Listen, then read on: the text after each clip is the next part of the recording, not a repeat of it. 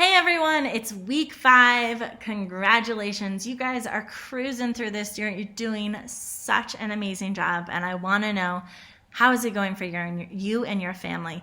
So please hop inside the Facebook group and let me know, what questions do you have? What obstacles have you come across? What wins are you experiencing? How do you see your child shifting? I'm really anxious to hear and so excited to support you along the way. So week 5, we have 2 quick videos that I'm sharing with you for clean eating kid tips. The first is around playtime, and because this week we're talking about exercise, and then we're also talking about wheat and wheat swaps, right? So here's the deal. Playtime to kids is exercise to us, right? Our kids don't necessarily, as they get older and older and maybe they're playing less on the playground, then they may be moving into sports, or in high school really doing sports and training. But especially at the younger ages, we just want our kids to play. If they spend more time outside on the playground, going to gymnastics or a jump house, or anything they can do to move their body, going to mommy and me yoga, or taking family walks and nature adventures or hikes, playing tag with their siblings or friends or with you.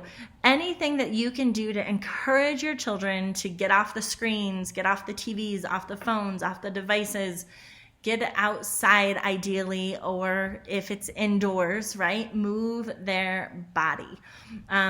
And again, just like adopting this way of eating, the key is to ensuring it's fun for the kids. It's why we add, you can have extra cookies, and we make it this fun thing where they get to be the renegade researchers and tell us what it is that we get to eat in our family, right? We give them a lot of power and control.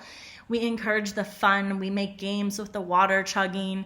All of this is so important, just like if we are going to encourage them to move their body, to get exercise, and we want to do it with playtime. So think about playing Twister with your kids. Think about going outside, and also, just like adopting this way of eating, your entire family, including your children, will be more successful if you join them. Same thing with movement and exercise. If we stop our texting, our computer, our emails, our laundry, if we create time every single day, if even for only 20 minutes, and say this is your time to connect with your child, to go outside or go to a gymnastics class or go swimming or do some sort of fun playtime that involves exercise and movement, it's not only create more connection between the two of you, but you're also supporting one another to, at the same time, push the toxins and inflammation out. Remember, this doesn't have to be hardcore exercise. It just is about getting your blood pumping and your circulation moving. That is key to supporting the body from an inflammatory standpoint. And then last, if you can spend time outside in nature, there's so much scientific evidence that proves when we are outside in nature, our nervous system relaxes. Our body is able to ground. And kids, more than any other person, or any other people, any other generation, right? They really are experiencing more pressure, more stress, more inflammatory foods. Like, their nervous systems are jacked. So there's actually a new article came out that said, it is recommended for kids to get 4 hours of outdoor time a day.